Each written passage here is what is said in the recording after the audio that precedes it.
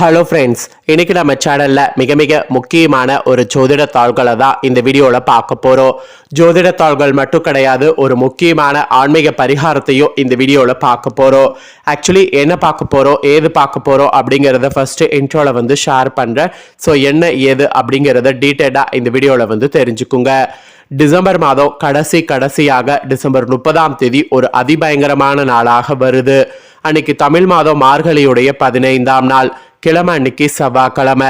அன்னைக்கான செவ்வாய்க்கிழமை இந்த ஆண்டுல கடைசியா என்ன வரப்போகுது அப்படின்னு பார்த்தீங்கன்னா, வளர்பிறையில ஏகாதேசியானது வரப்போகுது. வரக்கூடிய இந்த வளர்பிறை ஏகாதேசி சித்த ஸ்ரீ வைகுண்ட ஏகாதேசி என்று அழைக்கப்படுது. ஸோ இந்த ஏகாதேசியில சகல விஷ்ணு ஆலயங்கள், அதாவது பெருமாள் ஆலயங்கள்ல பரமபத வாசல் திறப்பு விழா கோலாகலமாக கொண்டாடப்படும். ஸ்ரீரங்கத்துல பெருமாள் முத்தங்கி சேவையில காட்சி தவறாரு. அது மட்டும் இல்லாம சகல விஷ்ணு ஆலயங்கள்ல ராப்பத்து உற்சவமானது இந்த நாள்ல ஆரம்பமாக போகுது. ஸோ இந்த வைகுண்ட ஏகாதேசியை முன்னிட்டு வைகுண்ட ஏகாதேசி சிறப்பாக ஒவ்வொரு ராசிக்காரங்களுக்கும் பலன்கள் கிடைக்கும் என்பது குறிப்பிடப்படுது. அப்படி குறிப்பிடப்படக்கூடிய பலனை இந்த வீடியோல ரிஷப ராசிக்காரங்களுக்கு பார்க்க போறோம். ரிஷப ராசியில பிறந்த நேயர்கள் யாராக இருந்தாலும் வீடியோவை ஸ்கிப் பண்ணாம ஃபுல்லா பாருங்க. உங்க ராசியை சேர்ந்தவர்களுக்கு இந்த வைகுண்ட ஏகாதேசியில கிடைக்கக்கூடிய பலனையும், இந்த வைகுண்ட ஏகாதேசியில ஆன்மீக ரீதியாக நீங்க செய்ய வேண்டிய பரிகாரத்தை தெரிஞ்சு கண்டிப்பா பயன் பெறுங்க. ஸோ இந்த வைகுண்ட ஏகாதேசி உங்களுக்கு வெற்றியை கொடுக்குமா இல்ல ஆபத்தை கொடுக்குமாங்கிறத எல்லாமே ஷேர் பண்ற. ஆண்டு முடியக்கூடிய நேரத்திலையும் உங்களுக்கு அதிர்ஷ்டமானது இருக்கு. ஸோ வைகுண்ட ஏகாதேசி வர்றதுனால என்ன மாதிரியான பலன்கள் கிடைக்கும் அப்படிங்கிறத தெரிஞ்சு அந்த பலன்களுக்கேற்ப நடந்து ரிஷப ராசிக்காரங்க பலன் பெறுங்க. ரிஷப ராசியில பிறந்த நேயர்களுக்கு தாய் சொல்லை தட்டாதவர்களாக செயல்பட வேண்டும். தாய் சொல்ல தட்டாதவர் என்றால் அது உங்களுக்கு தான் பொருந்தும். அந்த பொருத்தத்துக்கேற்ப நீங்க இந்த டைம் செயல்படணும். அப்படி நீங்க செயல்பட்டீங்கன்னா சிறப்பு பலன்களாக உங்களுக்கு பல பலன்கள் கிடைக்க போகுது. தாய் ஒன்று சொன்னாங்கன்னா அதை கேட்டு அதற்கேற்ப நடந்துக்கணும். தாய் சொல்ல தட்டாம அவங்க சொல்றதை கேட்டு நடக்க உங்களுக்கு நிறைய சிறப்பு பலன்கள் இந்த வைகுண்ட ஏகாதேசியில கிடைக்கும். தாய் தான் இப்போ உங்களுக்கு கிடைச்ச ஜாக்பாட். அந்த ஜாக்பாட்டை கரெக்டாக ரிஷப ராசிக்காரங்க யூஸ் பண்ணுங்க. கெட்டதோ நல்லதோ தாய் சொன்னால் அதை தட்டாமல் செய்தீங்கன்னா அந்த தட்டாமல் செய்யறதுக்கே உங்களுக்கு நல்ல மாற்றங்கள் ஏற்படும். ஸோ சிறப்பு பலன்களாக என்னென்ன மாற்றம் ஏற்படும் அப்படிங்கிறத உங்களுக்கு சொல்கிறேன்.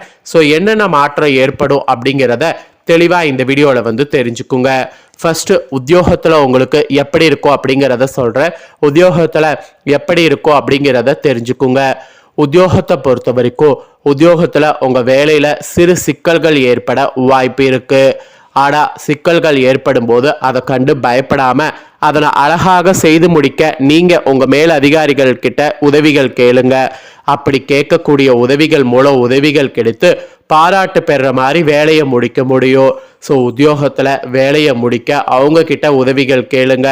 அவங்க கிட்ட உதவிகள் கேட்டால் உதவிகள் கிடைக்குமா அப்படின்னு கேட்டிங்கன்னா அஃப்கோர்ஸ் கண்டிப்பாக உதவிகள் கிடைக்கும். ஸோ என்ன உதவிகள் வேணுமோ அந்த உதவிகளை மேல் அதிகாரிகள் கிட்ட கேளுங்க. சக ஊழியர்களிடம் கேட்கறதுக்கு பதிலாக மேல் அதிகாரிகளிடம் கேட்டிங்கன்னா கண்டிப்பாக வெற்றி பெற்று பாராட்டு பெற முடியும்.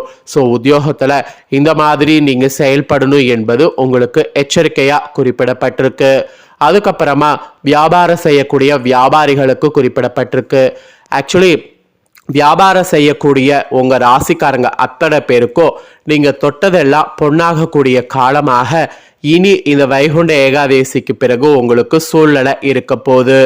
வியாபாரம் இப்பதான் சூடு பிடித்து அதுல அதிக லாபத்தை பெறுவீங்க. புதிய முதலீடுகள் பண்றது, புதிய விஷயத்தை இப்ப இது பண்றது அதை தவிர்த்துக்கிட்டு தொழிலை நீங்க கவனமாக ஹேண்டில் பண்ணுங்க. ஏன்னா இப்ப லாபம் கிடைக்கக்கூடிய டைம். இந்த டைம் நீங்கள் வேற ஏதாவது பண்ணி அது கஷ்டப்படுறதை விட வியாபாரம் இருக்கிறது சூடு பிடிக்கும் போது அதை எப்படி பண்ணலாங்கிறத பார்த்து அதில் லாபம் பெற முயற்சி பண்ணுங்க. ஸோ வியாபாரம் செய்கிறவங்களுக்கு இந்த மாதிரி எச்சரிக்கை விடுக்கப்பட்டிருக்கு. அதுக்கப்புறமா குடும்பத்தை நிர்வகிக்கக்கூடிய தலைவிகளுக்கு சொல்லப்பட்டிருக்கு. ஆக்சுவலி பல காலமாக கற்பனை செய்து வைத்து கொண்டிருந்த வீடு கட்டக்கூடிய பணியை இப்போ வைகுண்ட ஏகாதேசிக்கு பின்னாடி நீங்கள் தொடங்குனீங்கன்னா உங்க பணி டக்குன்னு நடந்து சீக்கிரம் நிறைவேறும்.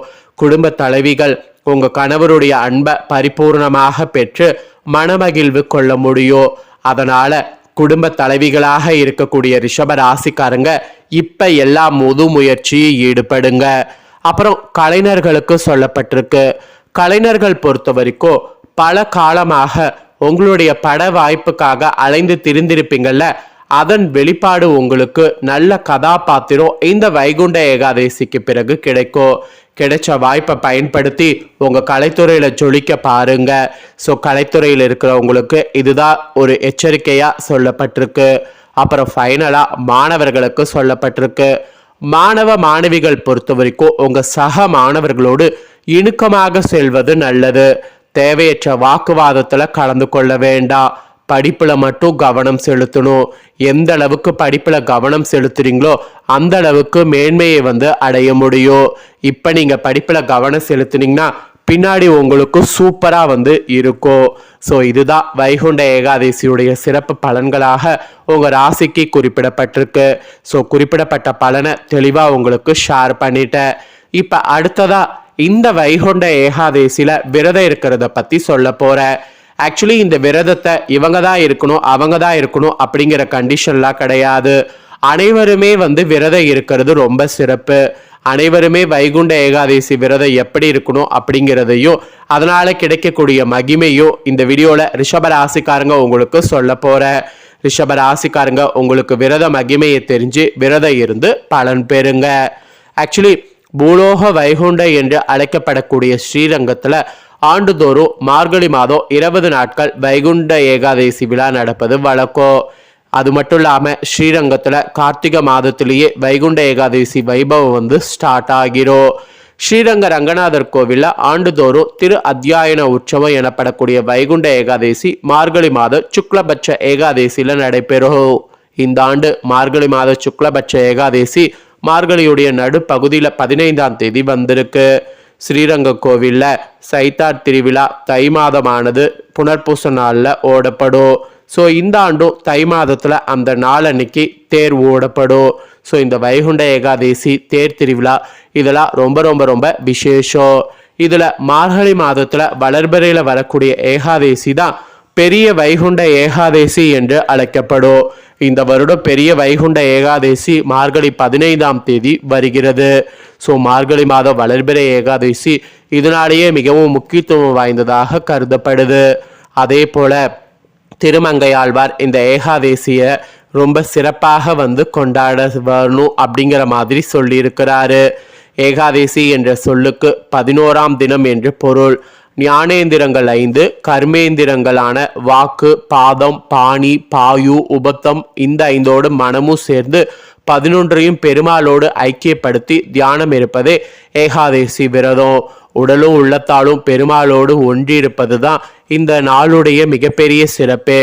இப்பேற்பட்ட ஏகாதசி அன்னைக்கு சில விஷயங்கள் உங்க ராசிக்காரங்க செய்யக்கூடாது. அது என்னங்கிறத சொல்றேன், அதையும் தெரிஞ்சுக்குங்க. ஏகாதசி பார்த்தீங்கன்னு வச்சுக்கோங்களேன், மிக முக்கியமான நாள் அப்படிங்கிறதுனால இந்த நாட்கள்ல தாய் தந்தைக்கு சீர்திருத்தம் செய்யக்கூடாது. தாய் தந்தைக்கு சீர்திருத்தம் நினைவு நாள் வந்தாலும் அன்று நடத்தாம மறுநாள் துவாதசி அன்னைக்கு நடத்தணும். அன்று கோவில்களில் தரப்படக்கூடிய பிரசாதத்தை கூட சாப்பிடக்கூடாது. கூடுமான வரை நீங்க கோவில்களில் பிரசாதம் கொடுப்பதை தவிர்க்க வேண்டும். குழந்தைகள், நோயாளிகள், முதியவர்களுக்கு கொடுக்கலாம். ஏகாதசி அன்னைக்கு உண்ணாம இருப்பவர்களை கேலி செய்து அவர்களை உண்ண வைப்பவன் நரகத்துல மிக கிளன நகரத்திற்கு செல்வான். இதனால இந்த நாள்ல அந்த மாதிரி தவற செய்யக்கூடாது. இந்த நாள்ல துளசி இலை பறிக்க கூடாது. தேவையானதை முதல் நாளே பறித்து விட்டு விட வேண்டும். அதனால இந்த நாள்ல இதெல்லாம் கண்டிப்பா செய்யக்கூடாது என்பது குறிப்பிடப்படுது. இந்த நாள்ல மோஸ்டா ஸ்பெஷலே இந்த வைகுண்ட ஏகாதசியில திருவரங்கத்துல சொர்க்கவாசல் திறக்கப்படுறதா.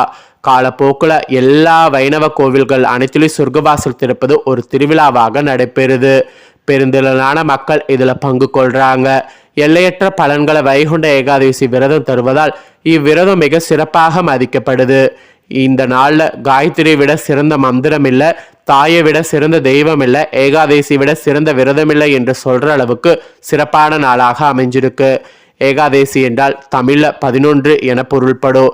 ஏகாதேசி என்று விரதம் மேற்கொள்வதை அனைத்து சாஸ்திரங்களும் வலியுறுத்துகிறது. மற்ற விரதங்களை விட ஏகாதேசி விரதத்தை கடைபிடிப்பது மிக சிறப்பானது. ஸோ இந்த நாளில் விரதத்தை கடைபிடிக்க மறக்காதீங்க. இந்த நாளில் விரதத்தை கடைபிடிக்கிறது கஷ்டம் அப்படின்னா கோவிலில் திறக்கக்கூடிய சொர்க்க வாசலையாவது பாருங்க. அதுவே ரொம்ப பெரிய இதுக்கு சமமாக இருக்கும். ஸோ அதை செய்தாவே போதுமானது.